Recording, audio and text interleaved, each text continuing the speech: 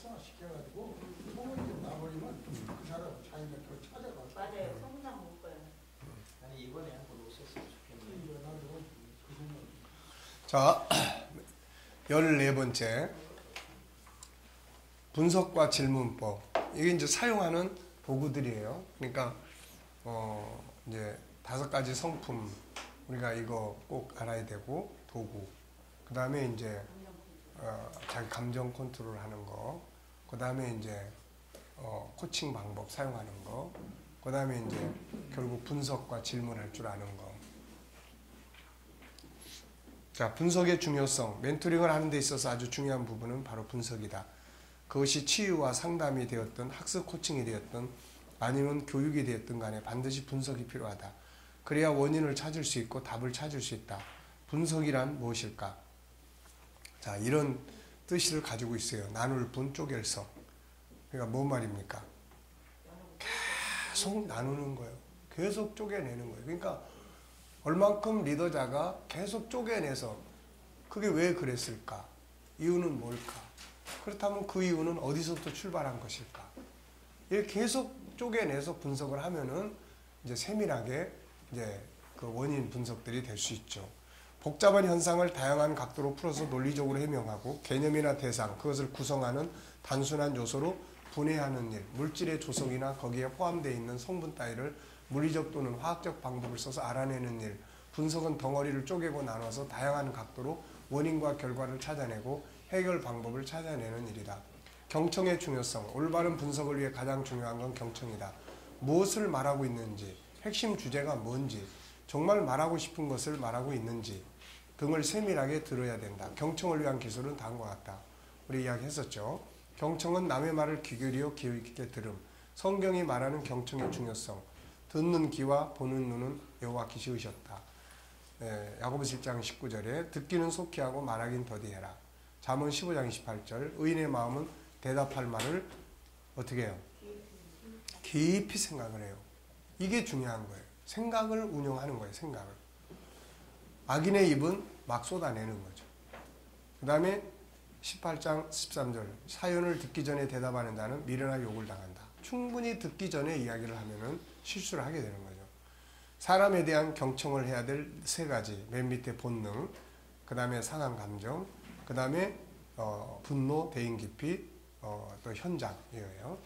우리가 상대방을 이해할 때 3가지를 볼 수 있어야 된다. 마음 깊은 곳에 있는 본능의 소리, 상한 감정의 소리, 겉으로 나타나는 소리. 이것은 아픈 감정이 밖으로 표출되는 소리들이다. 겉에 나타나는 소리만 들을 때는 같이 화내고 싸우게 되지만 감정의 아픔의 소리를 듣게 되면 불쌍하게 여기게 되고 본능의 소리를 듣게 되면 뭘 도울 것인가를 고민하게 된다. 무엇을 보고 이해하는가에 따라서 원수가 되기도 하고 도와야 될 불쌍한 사람이 되기도 한다. 요한복음 8장에 음행한 여인을 두고 유대 지도자들은 돌을 들어 죽이려 했고 예수님은 그 여인을 살펴서 보냈다. 이유가 뭘까? 보는 관점이 다른 거죠. 유대 지도자들은 표출된 현장을 본 거고 예수님은 아픈 마음을 본 거고 본능을 본 거죠. 자, 경청의 방법 3단계 경청, 본능, 감정, 현실. 이거는 우리가 정한 내용이에요. 본능, 감정, 현실. 그 다음에 또 3F 경청, 사실, 팩트를 들어야 되고 감정을 들어야 되고 의도, 포커스가 뭔지. 자, 경청할 때 4가지 주의사항은 사람, 장소, 사건, 일시 이런 거는 메모를 해야 돼요. 그래서 이야기를 나눌 때 꼭 상담자는 메모를 해서 어떤 사람에 관한 이야기인지 어떤 장소, 어떤 사건에 대한 이야기인지 이런 거 적는 거예요. 경청의 자세 10가지, 주표, 거실인, 또 충주, 상과, 중 이런 이야기예요. 공감, 네, 뭐 다 이야기했던 겁니다. 3번째, 분석의 요소. 자, 분석의 내용들은 이제 우리가 이런 걸 이제 분석도 다양한 분석들이 있겠죠. 그러니까 어쨌든 상담자나 멘토링이나 코치나 이런 사람들은 어쨌든 간에 분석을 잘해야 돼. 분석의 능력이 이걸 키워야 됩니다. 이거를. 현실 분석. 예, 현실적으로 도대체 내용이 뭔지, 결과가 뭔지, 상황이 뭔지. 그 다음에 원인 분석. 1차, 2차, 3차. 그 다음에 시간 및 주변 상황 분석. 언제, 어떻게, 어디서, 뭔 일이 벌어졌다는 이야기인지. 그 다음에 멘티의 실제 포커스. 도대체 이 사람이 뭔 이야기를 지금 하려고 하는 건지. 이해력 분석. 어느 정도 이해를 하고 있고 이해가 되는 부분은 어디고 학습 코칭 같은 경우는 이게 굉장히 중요해요. 그래서 어느 부분까지 이해가 되고 어느 부분은 이해가 안 되고 이런 거. 변화의 원인 분석, 가능한 자원, 일어날 문제점 분석, 가능한 결과, 예측 분석. 그래서 가능한 자원, 또 뭐 가능한 결과 이런 거는 우리가 생각법에서 가능한 한 원인이 뭔지 그 가능한 한 결과에 대한 내용을 이제 끌어내는 거죠. 의지와 실행 방향, 점검 방법 분석 이런 것들이에요. 현실 분석은 멘티가 말하고자 하는 내용의 핵심이 뭔지 그것이 어떤 결과에 영향을 미치고 있는지를 분석하고 가능한 모든 원인 분석, 그렇게 된 모든 원인을 분석해요. 1차 분석은 자기 자신에게서 나타나는 현상, 2차 분석은 자신에게 영향을 미친 주변 사람들. 지금 아까 이야기한 그 사람 같은 경우는 이거를 세밀하게 분석할 필요가 있어요. 예, 자기 자신에게 영향을 미친 언제부터 이런 일이 생겼고 어렸을 때부터 어떤 삶을 살아왔는지에 대한, 그래서 뭐 이런 상태가 언제부터 그 전에는 어떤 삶을 살았는지, 초등학교 때의 꿈과 희망은 뭐였는지, 중학교 때의 꿈은 무엇이었고 희망이 무엇이었는지, 그때 당시에 인간관계는 어떠했는지, 뭐 이런 것들, 친구 관계는 어떠했는지, 이런 것들을 이제 같이 쭉 분석을 하다 보면은 어디선가 뭔가 사고가 출발할 때의 사건이 탁탁 나온다고 이게. 예. 그래서 그런 부분들에 대한 분석. 영적으로 문제가 있다 그러면 영적으로 문제가 된 어느 시기가 있을 거라고요. 그러면 그 시기를 찾아가 가지고 그때 상황을 다시 그려놓는 거예요. 그때 상황을. 그때 상황이 어떻게 돼서 이런 현상이 왔는지 이런 걸 이제 세분하게. 그래서 만약에 이제 이 사람이 이제 저는 이제 그런 것도 있어요. 일기를 써라. 일기를 써서. 왜냐면은 제일 좋은 방법은 내가 당신을 계속 쫓아다니면서 당신의 옆에서 당신에게서 나타나는 반응들을 내가 보면 제일 좋다, 치료하기가. 근데 내가 그렇게 할 수 없으니까 그 다음 당신이 일기를 써라. 그래서 일기를 쭉 써라. 잘 때는 어떤 현상이 일어나고 아침에 일어났을 때 하루를 살아가는데 어떤 상태가 일어났을 때 어떤 상태가 나타났고 이런 것들을 쭉 써봐라. 이게 어떤 말들을 쓰고 있고 생활 패턴은 어떻게 되고 있고 이제 이런 것들을 쭉 쓰게 해요. 그리고 나서 생활이 하루 종일 아무것도 안 하고 그것만 자기 아픈 것만 생각하고 있어. 그러면 이거는 일단 생활 패턴을 좋아하는 것도 해보게 하고 운동도 해보게 하고 또 그러니까 이 사람한테 진단을 해줄 때도 자 이런 상태가 생기는 이유가 몇 가지 있다. 첫째, 귀신 들린 거. 둘째, 조현병. 셋째, 내 생각이 이거를 만들고 있는 생각 속에서의 병. 성경 속에서도 마음의 병이 심리가 아프면은 이게 뼈를 썩게 하는 거예요. 이게 시편 32편 이야기예요. 그러니까 그런 것들을 쭉 설명을 해줘요. 쭉 설명을 해주고 그래서 나는 당신을 이렇게 진단한다. 영적인 것일 수도 있지만 이런 문제일 수도 있고 상처 때문에 생길 수도 있고 당신이 언제부턴지 스스로 생각을 가지고 얽어매고 그 생각이 신경을 조직을 움직이기 때문에 몸이 아프게 느끼게 만들 수 있다. 그렇다면 일단 병원에 가서 진료를 해봐라. 해보자. 정신과 진료를 해보자. 혼자 가기 어려우면은 같이 동행을 하든지 해서 정신과 진료를 받자. 그러면 거기서 의견을 들어봐요. 들어보고 나면은 자 이쪽에서 이렇게 진단을 했다. 그리고 당신이 영적인 것 같으면 일단 이렇게 기도에 참석을 해라. 해서 영적인 거는 귀신 같으면 이건 기도밖에 할 수 있는 방법이 없는 거니까 하고 그렇자 그 다음에 현실적으로는 이러한 상담과 이런 프로그램에 참여를 해라. 상담을 통해서도 중요하지만 항상 프로그램 속에 성경 공부 속에 이런 이제 아픈 마음 치유교실이나 이런 어떤 공부 속에다가 집어넣어줘요. 종기암의 영역 같은 것도 굉장히 자기가 받은 상처 때문이라면은 그런 걸 치료하는데 큰 도움이 돼요. 그러니까 항상 그런 현장으로 이끌어서 지도해 나가면은 굳이 막 상담 안 해도 그 속에서 자기가 풀어간다고요. 이걸 자기가 느끼고 깨닫고. 그러니까 그런 부분들이 이제 이렇게 분석을 해서 해주는 거죠. 이게 시간 및 주변 상황 분석. 어떤 일이 일어났다면 언제부터인지 그 전과 지금의 차이점. 그러니까 초등학교 때부터 중학교, 고등학교 어떤 과정들이 있었는지, 친구 관계는 괜찮았는지, 그때는 성격이 어땠는지 이런 걸 이제 세분하게 분석을 다 해봐요. 그 다음에 이대로 갔을 때 앞으로 나타날 미래의 상황 분석. 미래에서 오늘을 본다면 오늘의 나에게 무슨 말을 해줄 수 있을까? 멘티의 실제 포커스 분석. 멘티가 원하는 실제 포커스가 무엇인지를 정확하게 분석을 해야 된다. 지금 이게 남편에게 사랑을 받지 못해서 어떤 생각이 꼬여가지고 이런 반응이 나타날 수도 있는 거예요. 이게 애들도 마찬가지지만 어른들도 상상 임신이라는 게 그래서 생기는 거거든요. 이게 상상 임신이라는 게 자기 혼자서 다 생각하는 거예요. 혼자서 난 이렇게 난 이런 상태야. 이걸 지금 그런 상태라는 걸 누구한테 진단을 받았느냐 이런 것도 이제 물어볼 필요가 있는 거예요. 혼자서 자꾸 생각이 꼬여가지고 그렇게 자기를 몰고 갈 수도 있는 거니까 이게. 그러니까 그런 부분들을 다양하게 이제 이해력 분석, 변화의 원인 분석, 학습이나 문제 등에 대해 어디까지 이해하고 있고 이해하지 못하는 부분은 무엇인지, 그리고 상황 변화가 일어난 이유는 뭔지, 언제부터 어떤 상황의 변화가 일어난 것인지. 지금 그 친구 같은 경우는 이런 분석이 좀 필요해요. 이게. 그래가지고 심리적인 건지 주변 환경적인 건지 등을 분석한다. 가능한 자원, 일어날 문제점 분석, 문제를 해결하기 위해 사용할 수 있는 자원은 뭔지, 진행 과정에서 일어날 수 있는 문제점은 뭔지, 진행하는데 장애 요인은 무엇인지 등을 분석한다. 가능한 결과 예측 분석, 그리고 이것이 현실 삶에 어떤 영향을 미치고 있는지를 세밀하게 분석을 해보세요. 현실 상황 속에서 이런 상태가 지금 남편과의 관계가 유지가 전혀 안 되고 있다든지, 또 남편의 의견도 한번 들어봐야 돼요. 남편의 의견도 만나서 아내에 대해서 좀 내가 상태를 좀 알아보고 싶은데, 그래서 남편이 아내가 자기의 집안에서 어떤 반응들을 나타내고 있는지를 남편의 관점에서 한번 쭉 들어볼 필요가 있어요. 들어보면은 뭐 미친 행동을 하는지, 아니 멍뚱한 행동을 하는지, 뭐 정상이든지, 뭐 헛소리를 한다든지, 뭐 이제 이런 여러 가지들을 체크를 이제 해보는 거죠, 이게. 그러니까 하여튼 다 분석을 해야 돼요. 모든 걸 다. 가능한 결과 예측 분석, 그걸 해결하고 목적을 이루었을 때 나타날 수 있는 가능한 모든 결과를 예측하는 분석이다. 의지와 실행 방향, 점검 방향 분석, 멘티가 그걸 이루고자 하는 의지가 어느 정도인지 분석, 의지가 약하다면 이유 분석, 의지를 높여줄 수 있는 방법 분석. 이제 중요한 거는 그런 분들은 자기와 상담을 한 사람들에게 어쨌든 연락이 와요. 나중에. 자기를 그래도 그분한테 가면은 뭔가를 이야기를 나눌 수 있기 때문에 연락이 옵니다. 그러니까 연락이 오면은 이제 그런 걸 명확하게 처리를 해서 이렇게 할 수 있도록 그렇게 이제 해요. 그리고 분석하고 이런 분석을 통해서 문제를 해결하고 변화와 발전을 이룰 수 있다.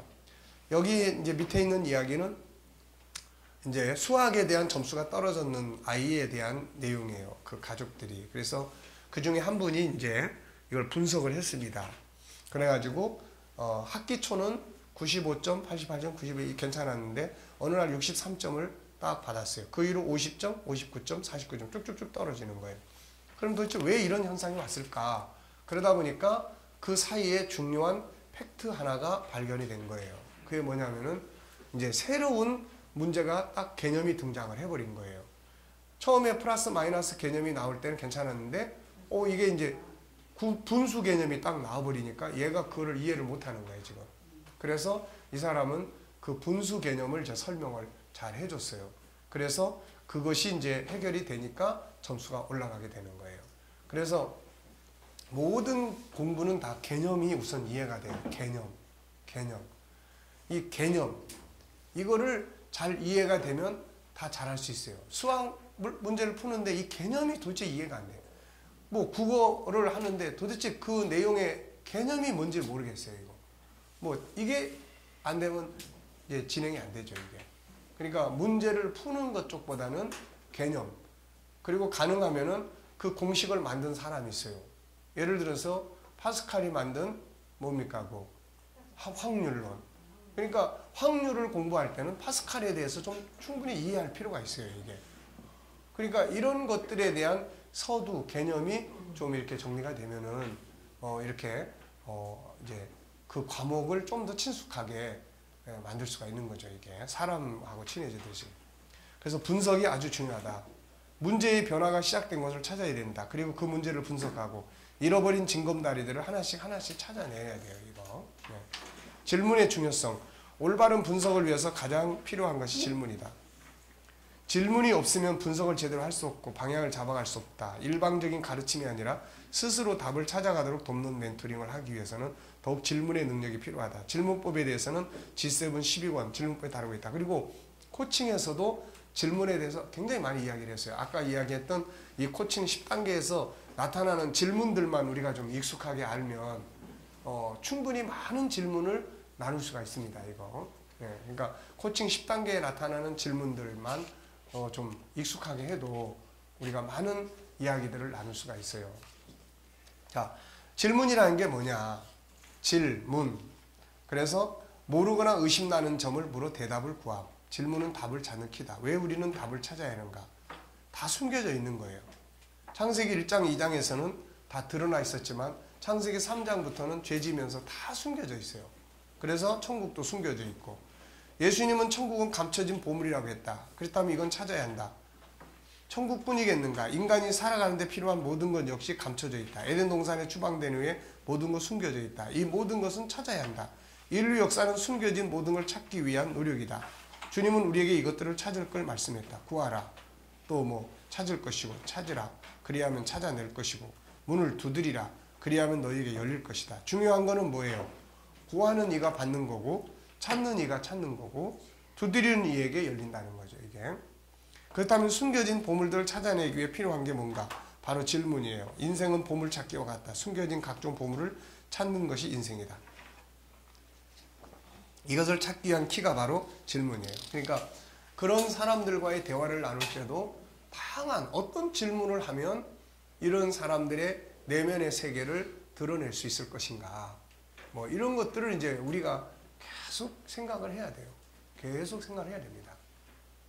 그래서 저도 하여튼 수시로 질문에 대해서 이제 생각을 해요. 책도 보지만은 질문을 생각을 합니다. 존귀함을 나타내는 질문은 어떤 질문을 해야 될까? 뭐 재능을 개발하기 위해서는 어떤 질문이 탁월한 질문이 될 수 있을까? 이런 걸 수시로 생각해서 떠오르면은 그거를 이제 적어야 돼요, 이게. 제가 상담하다가 그 수학 점수 떨어지네 하고 10가지 질문. 나는 그게 그때 당시에는 딱 던진 말인데 질문 10개만 하면 이 문제 해결할 수 있어. 이건 내가 준비된 말이 아니었어요. 딱 던졌어. 그리고 나서 이제 질문을 쭉쭉쭉쭉 해본 거죠. 그런데 나중에 보니까 아, 이게 질문 10개, 모든 문제는 질문 한 10개만 딱 던져보면은 뭔가 답을 찾아갈 수 있겠다, 이게. 그래서 제가 이제 질문에 10개의 질문으로 문제를 풀어라. 이런 이제 책을 나중에 부록 같은 책을 한번 써볼 생각이에요. 그러니까 뭐 어떤 방향이 됐든 간에 질문 10개만 한번 10개를 연구를 해보는 거죠. 10개를. 그러면 이 사람이 앉았던 사람이 일어나서 가는 거예요. 행동하러. 아무것도 안 하려고 무기력했던 사람이 뭔가 해보겠다고 일어나는 거야, 이제. 어떻습니까?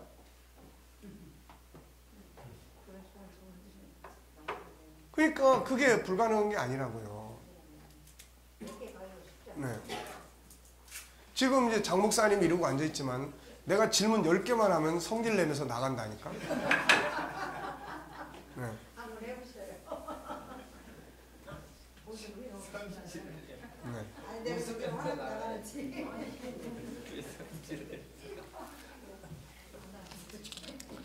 지금 저렇게 웃지만 제가 몇 가지 질문만 하면은 속으로 삐뚤어지기 시작합니다, 이제. 그러니까 이게 좋은 질문해. 그렇죠.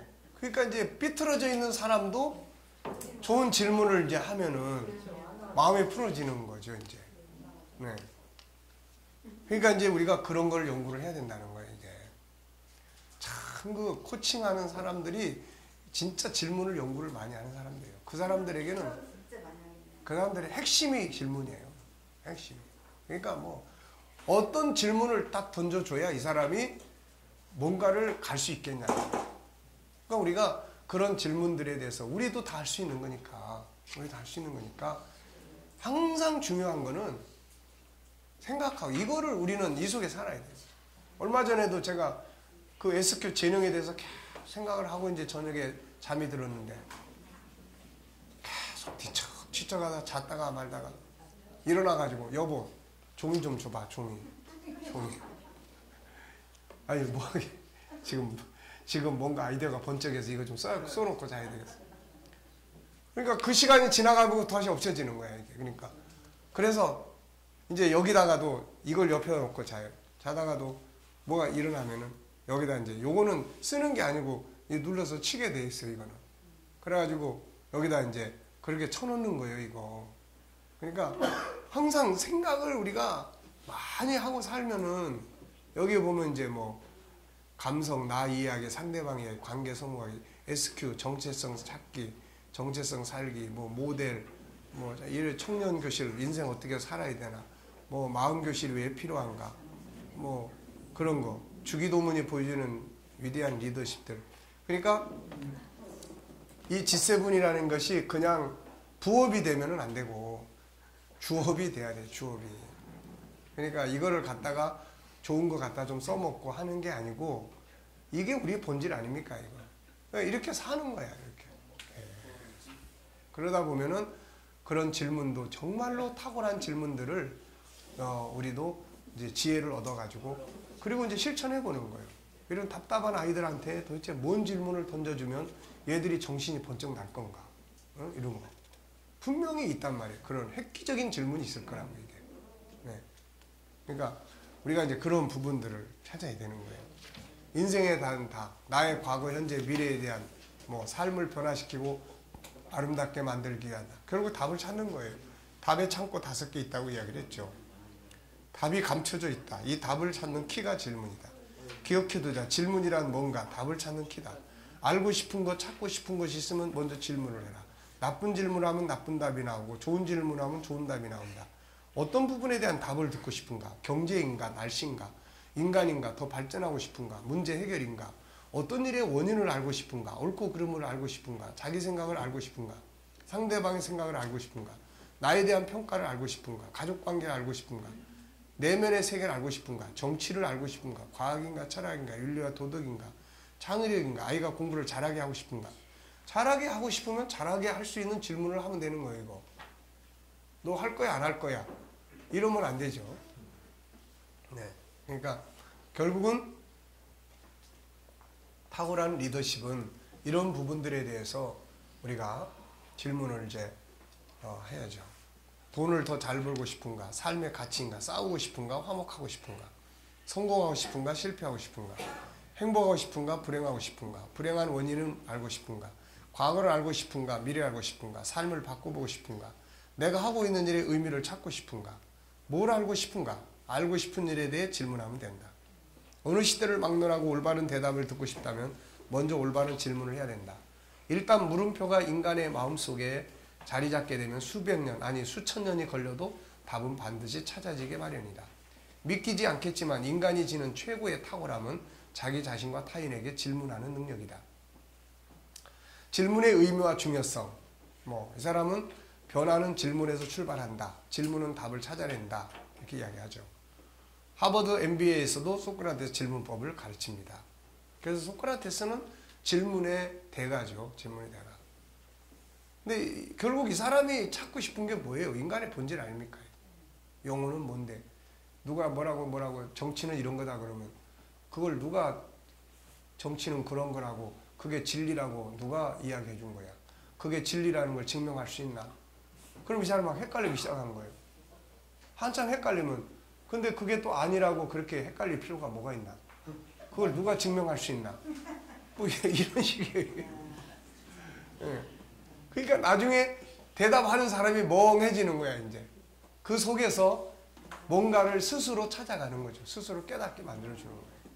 그래서 그 사람은 수학의 어떤 문제도 전혀 공부를 안 한 아이에게 질문을 통해서 그 수학 문제를 풀게 만드는 거예요. 질문을 통해서. 그러니 참 질문의 달인이라고 할 수 있지 않습니까, 이게.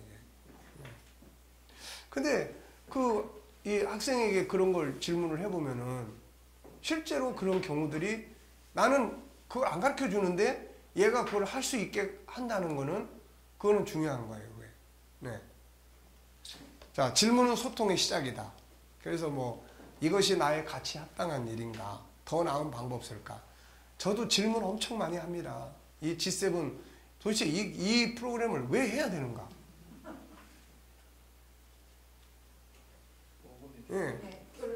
왜냐면 그래도 지금은 이제 어느 정도 이제 임산들이 많이 이제 나타나고 있으니까 이제 괜찮은데 초기 할 때 뭐 교인들도 반대했지 뭐 하여튼 막 그냥 우리 KD의 목회자들도 막 김 목사님 요즘 세속화됐다고 그러지 또 막 이러니까 도대체 이걸 내가 왜 해야 되나 이게 과연 왜 해야 되는지를 계속 나한테 질문하는 계속. 그러면은 내가 추구한 가치와 이게 맞는 건가? 응? 그러면 내가 뭘 추구했나? 청구운동이다. 그럼 청구운동이라는 게 뭔가? 도대체 청구운동은 뭐야? 가서 말로만 이야기하는 게 청구운동이야? 성경을 읽어봐도 현장이 분명히 있는데 그렇다면 현장이 없는 청구운동은 이거는 이론에 불과한 거다. 그렇다면은 내가 하는 이거는 이거 해가지고 아무도 안 해도 상관없다. 나는 내가 이 땅에 와서 해왔고 해온 것은 뭐 현실적인 어떤 결과를 얻으려고 한 게 아니니까 가치를 추구하기 위해서 왔으니까 결국 그 가치의 끝은 이거다. 그럼 결론을 밑바탕으로 해서 그냥 나는 간다. 그리고 가는 거예요. 그러다 보니까 이제 지금은 이제 어느 정도 이제 공감대도 형성이 됐고 우리 교회 이제 성경대학 올해부터 이제 시작하면서 그 안에다가 이제 이 정체성 학과, 제자훈련 학과, G7 학과. 그래서 G7 학과장을 누구를 시키면 될까 고민하다가 우리 우장로님이 그래도 제일 만만하니까 우리 우장로님이 또 교회에서 제일 존경받는 분이니까 장로님이 이 일을 맡으면은 야, 그래도 되겠다 해가지고 장로님이 이제 이 일을 맡아서 지금 하고 있습니다. 그러니까 어쨌든 뭐 정체성을 가르치더라도 또 G7 학과장을 이제 우장로님이 하고 계시니까 그래서 이제 또 지금 아픈 마음 치유기술도 한 클래스 지금 교육을 하고 있으니까 그런데 해보면은 생명을 살리는 게 나타난단 말이에요. 이게. 마음을 치료하는 수십 명의 사람들을 상담을 하고 이 방법을 가지고 치유해보고 그러면서 이제 점점 확신이 이제 붙은 거예요. 이게 결국은. 그러니까 이제는 뭐 여기에 대해서 분명한 확실성을 갖고 이제 가고 있습니다만은 그러나 아직도 뭐 이제 방향은 다 잡은 거예요. 어른들은 뭐 이 G7, 애들은 마음교실, 청소년은 멘토링 교실 이렇게 이제 가도록 지금 이제 틀은 다 잡았으니까 이제 그렇게 가면서 이제 임상을 계속 해야죠. 그래서 임상을 해보고 각 교회마다 이제 임상을 해보면서 결국은 그렇잖아요. 목회자들 교육도 하다 보니까 내가 지쳐가지고 나 이제 목회자 교육은 그만하자. 이제 이거 해봐야 뭐 이분들 별로 가서 조금 써먹다가 안 해버리고 그런데 이런 일 뭐하러 할 거냐 이거. 그래가지고 이제 중요한 거는 모델을 만드는 거다. 하여튼 모델이 있어야 된다. 그래서 딴 사람 보고 하라고 하지 말고 이거 좋으니까 공부하라고 할 필요 없고 그리고 내가 이거를 우리 교회에서 내가 하여튼 모델로 만들면 된다 이거. 만들어 놓으면은 와서 목회자들은 뭐 다 바람 타는 거니까 뭐 공부하지 말라고 그래도 제발 와서 해달라. 그때는 이제 비싸게 돈 받고 할 거예요. 그때는 절대로 공짜 이제 안 해. 공짜 안 하고 교회를 모델로 딱 세워놓고 난 다음에는 이제 정말로 할 사람만 와서 이제 하도록. 그래서 돈 이제 한번 세미나 하는데 한 100만 원씩 내라 그러고 그래도 할 사람만 데리고 이제 하고. 목사님 방법 있어요. 네. 이거 수료하는데 2천만 원 이렇게. 네. 전체적으로 네. 목회장 2천만 거긴 더 비싸네. 자체적으로 내랍니다. 그걸 맞추는 데까지. 자, 그래서 지금 여러분들이 중요하다 이거예요. 네. 우리 교회가 중요하고. 그러니까 이 자리에 와서 김상수 목사님 어디 가는 거예요 지금? 거기가 중요하다니까. 증인하네요, 목사님. 네. 여기 목사님들 어쨌든 이번에 라 목사님도 어쨌든 뭐 이것 때문이든 저것 때문이든 새신자들도 여러 가정 여러 사람 오고 하고 그랬다 그러니까 아주 뭐 너무 이제 획기적인 이야기들이에요 이게. 그리고 아이들 김상선 목사님도 애들이 이제 자꾸 부흥을 하니까 이게 이제 획기적인 거고. 그러니까 어쨌든 이런 임상이 일어나서 이거 보여줘야 된다고 이게. 그래서 교회가 생명력을 가지고 뭔가 꿈틀대는 이런 현장들이 만들어져야 돼요. 그러면 뭐 목회자들은 요즘에 다 그런데 굶주려 가지고 그러고 있는데 그거 뭐 오지 말라고 그래도 다 옵니다. 네. 그리고 뭐 10만 원이 아니라 20, 30만 원씩 회비 내라고 그래도 다 내요. 내가 이거 참 옛날에 목사님 그 월요일 날 뭐 했지 그때? 그래, 예, 촛불인가? 아, 횃불에. 저는 촛불 정권이 아니고 그래가지고 대전에 그때 이제 소개를 해줘가지고 대전에서 세미나 하러 갔잖아요. 근데 그때 그 대전에서 모인 분들이 뭐 책도 한 권 잘 안 사. 근데 이제 보통 그때 뭘 하냐면은 점심 공짜로 주고, 옛날 우리 한번 했잖아요. 공짜로 주고 뭘 팔아. 그 점심 먹여주고. 근데 그게 40만 원씩이야. 근데 세미나 참석한 분들이 그거를 여러 사람들이 사더라고. 그래서 내가 야, 돈이 아무리 없어도 목회자들은 쓸 땐 쓴다. 네. 하여튼 목회자들이 다 가난하고 그런 것 같은데 활부로 끊든 뭘 하든 뭐 영양 뭐가 되는데 그 40만 원씩 하는데 사더라니까. 한두 사람이 아니요. 네. 그래서 내가 목회자가 절대 가난하지 않다. 맞아요. 할 때는 써요. 네. 자, 어쨌든 예, 그렇습니다. 그러니까 항상 가장 정확한 답을 알고 있는 건 자기 자신이에요. 이게 옳은지 그런 건지, 과연 이걸 내가 할 일인지 말 일인지, 이게 내 가치에 맞는 건지 안 맞는 건지, 그걸 정확하게 아는 사람은 나예요. 나. 우리가 누가 뭐라고 그래도 흔들리고 뭐 하는 게 아니라 나한테 물어보면 돼. 너 이거 진짜 네 가치에 맞는 거야? 진짜 올바른 거야? 너 자신 있어? 분명해? 몇 번만 물어보면은 글쎄 그렇게 살면 안 될 것 같은데. 그러니까 내 양심에서 나오는, 신앙의 양심에서 나오는 가치에 맞으면 그 길을 가면 되는 거예요. 이제. 예, 그 길을 가면 돼요. 그러니까 그런 질문들을, 질문법을 많이 연구를 하세요. 획기적인 질문을. 역사는 다 그렇게 만들어져 왔어요. 그러니까 이런 부분들, 자, 예, 넘어가 보겠습니다. 222페이지. 그래서 뭐 질문은 마중물과 같다, 그런 이야기예요. 그래서 맨 위에 일의 의미가 없을 때 지금 이 일은 어떤 의미가 있을까? 내가 잘하는 일은 뭔가? 하고 싶은 일은 뭔가? 지금 정말 이 일이 이 속에 들어있는 의미는 뭔가? 내가 추구해야 될 의미는 뭔가?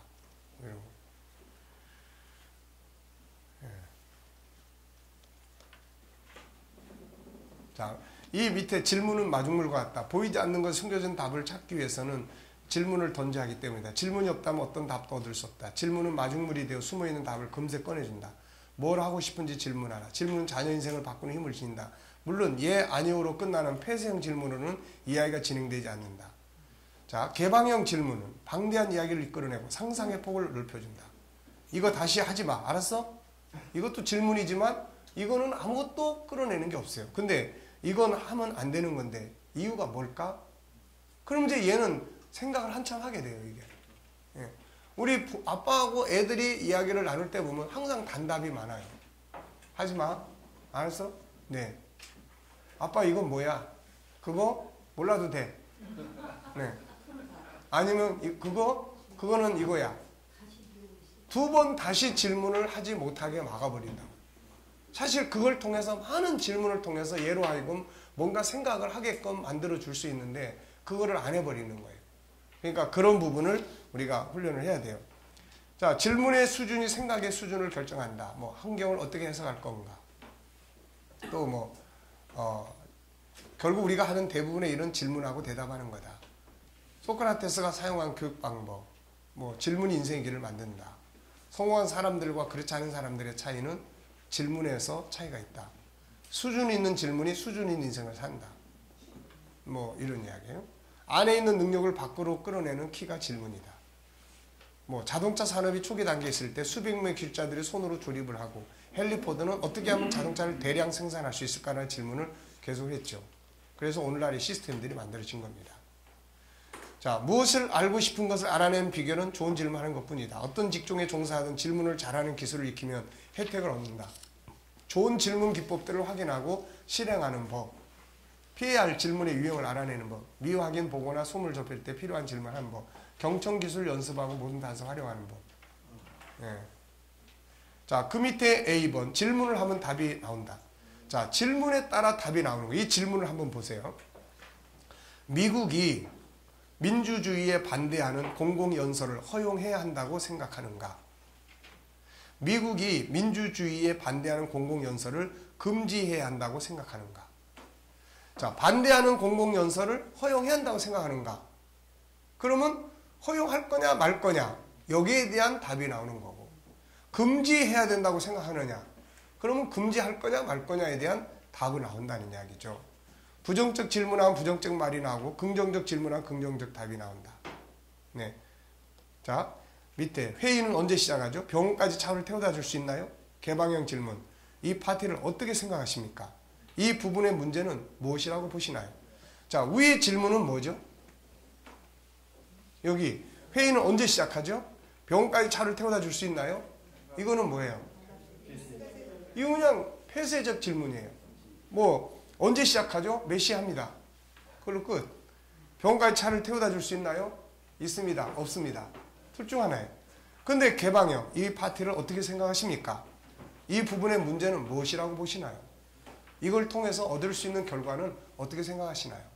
뭐 이러면 이제 생각을 많이 끌어내는 거죠, 이게. 그 다음, 질문은 생각을 자극한다. 그래서 이 금방 나오는 사진기, 이거 질문 하나 때문에 시작한 거죠. 아빠, 왜 사진을 금방 볼 수 없는 거죠? 이때부터 금방 볼 수 있는 거 만들어야 되겠다, 이렇게 된 거고. 네, 책갈피에 끼워 넣는 거, 이것도 역시 다른 페이지에 다시 붙일 수 있는 방법 없나?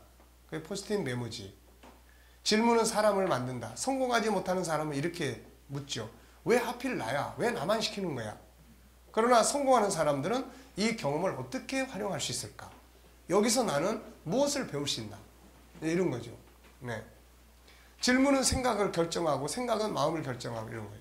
질문하면 정보를 얻습니다. 바바라 부시, 그는 영부인이 되면 문명 퇴치 문제를 해결했다고 선언했지만 그에겐 이걸 해결할 수 있는 지식이 없었어요.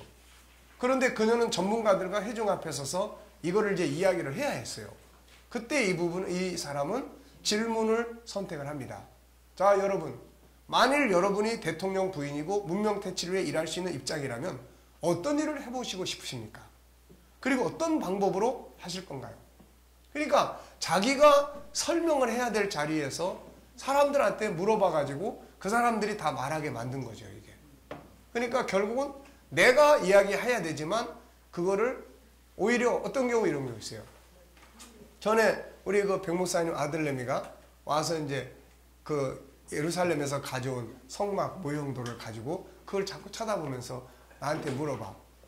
목사님, 여기 왜 문이 없어요? 그러는 거야. 나도 뭐라고 대답할 말이 갑자기 생각이 안 나. 그래서 네 생각은 어떠니? 그랬더니 그럼 담 넘어가야 되겠네요. 그러는 거야. 그러니까 내가 이게 코칭을 할 때도 마찬가지예요. 내가 지금 뭐라고 할 말이 없을 때는 지금 우리 상담자가 피코치께서 코치라면 이런 경우에 어떤 말을 해줄 수 있을 것 같습니까? 그럼 그 사람의 생각이 끌어내주는 게 오히려 더 답이 되는 거예요, 이게. 네, 그러니까 내가 굳이 말 안 하고 그 사람이 말할 수 있게끔 만들어주면은 되는 거죠, 이게. 네. 물론 맞을 수도 있고 안 맞을 수도 있죠. 그러니까 이제 그걸 통해서 뭐예요? 그 다음에 내가 할 수 있는 것들을 이제 얻을 수 있는 거예요. 예. 자, 그래서 여기 보면 그 다음에 구체적 질문. 종이를 반으로 접으세요. 모서리를 조금 찢어내세요. 이때 필요한 게 뭔가? 도대체 어느 쪽의 모서리라는 건가? 크기는 얼마큼 찢으라는 건가? 이런 이야기를 해줘. 작은 질문 하나만 했더라도 어느 주말에 지방의 친구들이 찾아왔고 쇼를 보러 가기로 했는데 이제 예약을 했어요. 그래서 뭐 다 이제 8시 정강입니다. 얼마죠? $20입니다. 공연이 끝나는 시간은 몇 시죠? 10시 15분입니다. 그리고 표를 사서 갔어요. 갔는데 매진됐다는 거예요. 어떤 질문이 빠졌습니까? 오늘 표를 물어봤어야 되는 거예요. 오늘. 근데 여기에 몇 시에 시작하죠? 얼마죠? 끝나는 시간 몇 시죠? 뭐가 빠졌어요, 이거? 네. 오늘 표가 있습니까? 라고 물어봤어야 되는데 그게 없는 거예요, 이게. 네. 여기 또 밑에 자, 개를 만났어요. 당신 개가 사람 뭡니까? 아니요. 몇 초 뒤에 클루 형사가 개에게 물렸어요. 아니, 당신 개가 물지 않는다고 하지 않았어. 화가 나서 묻습니다. 그 남자의 대답은 이건 내 개가 아니에요. 어떤 질문이 빠졌죠 지금? 이 개가 당신 개입니까? 이거부터 물어봤어야 되는 거야. 그러니까 우리가 확인 질문이나 이런 것들이 다 그래서 들을 때 그냥 멍하게 듣고 가가지고 엉뚱한 일 하고 와. 아니 왜 자네 그렇게 하고 왔나? 그랬더니 아니 이렇게 하라고 한 거 아니었어요? 뭐 이런 거. 확인 질문 안 하는 거죠 이게. 말씀하신 것이 이러이러한 뜻인 것 같은데 맞습니까? 이거 이제 물어보는 거예요 이거. 네. 자, 그래서 모르면 명확한 질문을 해야죠. 그 말이 무슨 뜻입니까? 대충 알아듣고 가면 안 되는 거예요. 특별히 어떤 걸 생각하고 있습니까? 예를 들어 주시겠습니까? 뭐 질문을 하면 통제가 된다. 예를 들면은 내 자신의 감정을 컨트롤 하는데도 질문 몇 가지만 할 수 있다면 자기 스스로가 감정 컨트롤 할 수 있어요. 내가 지금 화를 내는 게 맞는가? 내가 지금 화를 낼 만한 가치가 있는 건가? 내가 이 방법 말고 다른 방법은 없나? 이 몇 가지만 생각을 나한테 질문을 해주면은 훨씬 내 행동이 달라질 수가 있는 거죠. 네. 면담을 할 때도 마찬가지예요. 어떤 직책을 구할 때 그냥 저는 이런 사람인데요 이런 것만이 아니라 이 직책에는 어떤 자격과 능력이 필요합니까? 라고 면담자에게 이게 면접하는 당사자한테 물어볼 수 있다면 훨씬 탁월한 능력을 나타낼 수 있는 거죠 이게. 그렇죠. 면접을 할 때 상대방한테 우리는 보통 자기소개를 한다고요. 네. 근데 이 회사에서 찾고 있는 사람이 어떤 일을 담당을 할 사람을 찾고 있으니까 그 사람은 어떤 역할을 기대하고 계시나요? 뭐 이런 역할을 오히려 물어볼 수 있단 말이에요 이게. 그러면 그 상대방이 그런 질문을 하는 사람을 이게 좀 특별하게 볼 수 있는 거죠 이게. 네. 면접을 받으러 온 사람이 질문하는 사람한테 질문할 수 있는 거죠. 네. 이 회사에 제가 여기 온 것은 이 회사의 가치가 이러이러해서 샀는데 맞습니까? 라고 물어볼 수 있는 거고 이 회사는 이러이러한 사회적 공익을 위해서 일하는 것으로 알고 찾아왔는데 이게 맞습니까? 라고 물어볼 수도 있는 거고 그걸 맞다면 저는 한번 해보고 싶습니다. 이럴 수도 있는 거고 그러니까 상대방이 물어보는 데에서만 자꾸 뭐 대답할 게 아니라 오히려 질문을 던질 수 있는 이런 것들을 훈련을 하면 그 사람들은 당연히 이 사람 봐 이거 보통 인물 아니네 이거 이렇게 볼 수 있는 거죠 이게. 네. 자 그래서 그런 이야기들. 질문은 귀를 기울이게 한다. 질문에 답하면 스스로 설득된다. 네. 그래서 자녀들에게 강요하는 것보다 협조하도록 유도하는 질문. 그러니까 그렇게 속썩이고 말썽 부리는 애들한테도 네가 그렇게 했을 때 어떤 즐거움을 누리지? 라든지 또 그걸 통해서 네가 느끼는 것은 뭐지? 뭐 이런 부분들. 또 어쨌든 뭐 질문을 통해서 잠잠하게 해야 되는데 너 조용히 안 해? 빨리 조용히 해. 네 떠들면 아무것도 할 수 없어. 뭐 이런 식으로 돼서는 그게 안 잡히는 거예요 이게. 그러니까 인간은 생각하는 존재이기 때문에 그런 게 필요하다는 거죠. 그래서 뭐 저도 질문 많이 해와서 질문이 결국 여기까지 온 거예요 지금. 뭐 기독교의 본질이 뭐냐? 그게 천국운동을 연구하게 만드는 거고 그 다음에 천국에는 어떻게 살아야 되는 거야? 이게 G7을 만들게 된 동기가 되는 거 그런 거죠. 예수님의 질문도 많았어요. 뭐 그 여자에게 접근할 때 물 한 잔 얻어 마실 수 있을까요? 뭐 이런 거. 자신의 본질을 나타내기 위해서 나는 이런 존재야. 그보다는 세상 사람들은 날 뭐라고 생각해? 예? 너희는 나를 누구라고 생각해? 이런 거. 주변 사람들 그리고 저를 리더로서 어떻게 생각합니까? 나를 어떻게 생각합니까? 심리 치료를 위한 베드로에게 준 질문. 이건 획기적인 질문이에요. 네가 나를 이 사람들보다 더 사랑하냐? 괜찮아. 뭐 다 그럴 수 있고 너만 배신했냐? 다 배신하고 다 갔는데 뭐 그것 때문에 걱정할 필요 없어. 이게 아니라 네가 이 사람들보다 나를 더 사랑하느냐? 이 한마디가 그 속에 있는 것들을 다 이제 바꾸게 만든 거죠, 이게. 자, 자기들을 돌아보게 하는 질문. 너희들 길에서 무슨 이야기를 하고 왔느냐? 이런 질문. 열망을 일으키는 질문. 네가 낫고자 하느냐? 신뢰에 대한 질문. 내가 이 일 할 줄을 믿느냐? 그들의 이해력에 대한 질문. 아직도 깨닫지 못하느냐? 본질에 대한 질문. 감람산에서 누굴 찾느냐? 대화에 대한 동참. 무엇을 이야기하고 있는가? 이거 다 질문들이에요. 그러니까 예수님도 성경 전체도 우리한테 많은 질문을 해요. 문명과 삶을 바꾸는 질문. 만약에라는 질문이 없었다면 시커먼 구조물에 불과했던 석유가 귀중한 에너지 자원이 되진 않았을 거다. 처음에는 석유에서 불을 밝히는 등유만 추출했었어요, 사람이. 그런데 날아가는 이게 있는 거야. 등유를 뽑아내고 남은 발화성이 높은 증기를 기관에 사용하면 어떻게 될까? 누군가의 질문이 석유를 가장 값비싼 상품 하나로 바꾸는 거죠. 어느 부부, 이혼 위기에 처했던 남편이 물었죠. 내가 어떻게 해주면 당신의 오늘이 더 행복할 수 있는가? 남편이 또 물었어요. 시큰둥해서 쓰레기나 치우든지 말든지. 그런데 나가서 치웠어. 그 다음날 또 물었어. 내가 어떻게 해주면 당신의 오늘이 더 기쁠 수 있는가? 아내는 또 퉁명스럽게 말하죠. 자동차나 닦아주든지. 남편은 퉁명스러운 아내의 말에 자존심 상하지만 또 가서 했어요. 또 물었어요. 그랬더니 어느 날 아내가 이제 거꾸로 묻는 거예요. 당신에겐 내가 어떻게 해주면 당신 오늘이 더 행복할 수 있겠어요. 그래서 이런 질문을 통해서 가정이 완전히 회복된 이런 내용이에요. 이게. 자, 질문은 21가지 정도를 정리를 했어요. 자, 그래서 우리가 이거 어떻게 외우자고 그랬습니까? 10시에 확 자라. 네. 그래서 열린 질문, 시간 질문, 그 다음에 10시 확인 질문, 그 다음에 자기 감정 컨트롤하는 질문, 그 다음에 이제 그 밖에 또 질문, 뭐 좋은 질문, 나쁜 질문, 그 다음에 또 나 없고 유경, 그래서 나를 돌아보게 하는 질문, 또 뭐 업무를 다룰 수 있는 코칭 질문, 네. 그 다음에 또 이제 유경 뭐예요? 육하 원칙의 질문, 이제 용어에 대한 뭐 질문, 그 다음에 과음, 가정어, 그래서 가정 질문, 그 다음에 뭐예요? 정체성 확인 질문, 그 다음에 뭐 기적 질문, 네. 그 다음에 5가지 성품 질문, 네, 이런 내용들이에요.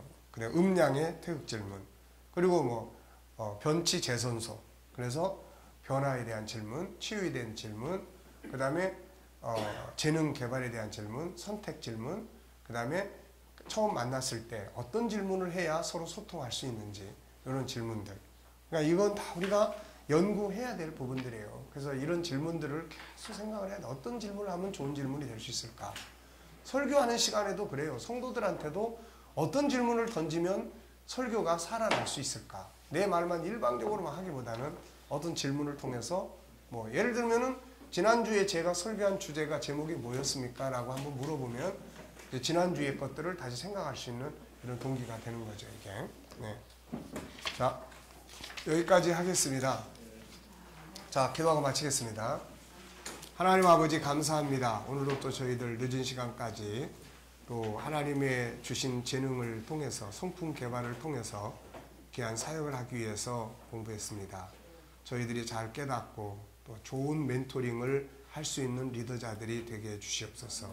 감사하며 예수님의 이름으로 기도하옵나이다. 아멘. 자,